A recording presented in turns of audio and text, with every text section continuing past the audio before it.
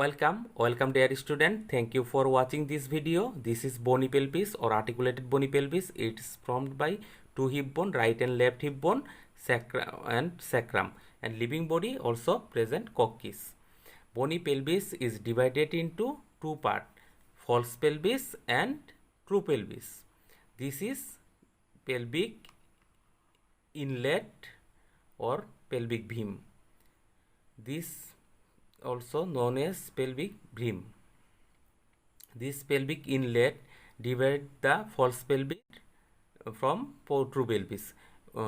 এই পেলভিক ইনলেটের উপরের দিকে থাকবে ফলস পেলভিস এবং নিচের দিকে যে ক্যাভিটিটা থাকবে এটা হলো ট্রু পেলভিস। আমরা যদি বুঝতে চেষ্টা করি তাহলে এই পেলভিক ইনলেট এবং নিচের দিকে যেটা থাকবে পেলভিক আউটলেট, এই পেলভিক ইনলেট এবং পেলভিক আউটলেটের মাঝামাঝি যে ক্যাভিটিটা আছে এটা হলো true pelvis, because this part is surrounded by bone. চতুর্দিকে যেহেতু বোন আছে সেহেতু এটা হলো ট্রু পেলভিস। এবং পেলভিক ইনলেটের উপরের দিকে যে পার্টটা থাকে সেটা হলো ফলস পেলভিস। কারণ ফলস পেলভিস কেন? এটা সারাউন্ডিংয়ে অল পার্টে বোন থাকতেছে না, পিছনের দিকে থাকতেছে স্যাক্রাম এবং ল্যাটারালি থাকতেছে টু হিপ বোন, কিন্তু সামনের দিকে থাকে অ্যাবডোমিনাল ওয়াল। সো একটি পেলভিক ইনলেটের উপরের টুকু হলো ফলস পেলভিস এবং নিচের পেলভিক ইনলেটের নিচে যে ক্যাভিটিটা এটা হলো true pelvis. Today we discuss all about pelvic inlet. Pelvic inlet, there is a continuous line. So let's see how pelvic inlet is formed.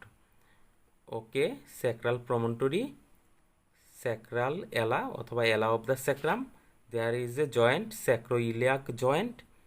তারপরে iliopectinate line, there is a elevation is called iliopectinate eminence.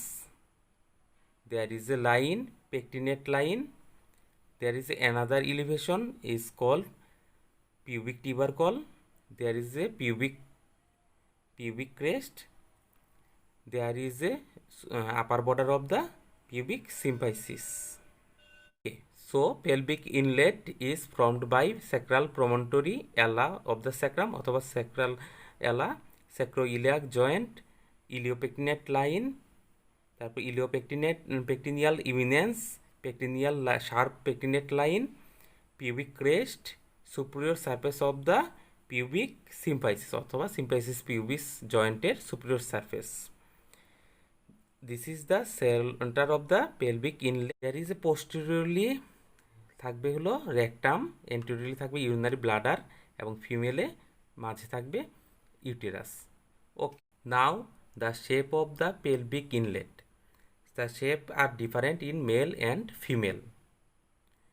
In male it is heart shape because is prominent, so it is in male is heart shape. Sacral promontory যেহেতু prominent থাকে এটা একটা heart শেপের মতো তৈরি করবে, আর pelvic inlet তাহলে মেলে কি থাকবে? Heart shape. and in female pelvic inlet is rounded shape, গোলাকার থাকবে। There is some measurement present in pelvic inlet. This is the anterior-posterior measurement. It is from sacral promontory to superior surface of the pubic symphysis. And there also transverse diameter. It is the widest diameter in pelvic inlet. There is no specific point, but it just measure maximum diameter of transverse diameter. And there is also a oblique diameter which extend from the sacroiliac joint and opposite side in iliopubic eminence. তার sacroiliac joint থেকে iliopubic eminence পর্যন্ত oblique line. So there is a oblique diameter, transverse diameter and anterior posterior diameter. In male, the anterior posterior diameter is 10 cm, oblique diameter is 11 cm and transverse diameter is 12 cm. 10 cm, 11 cm, 12 cm. In female, anterior posterior diameter is 1 centimeter longer than male. So in female, anterior posterior diameter is 11, oblique diameter is 12 and transverse diameter is 13 centimeter.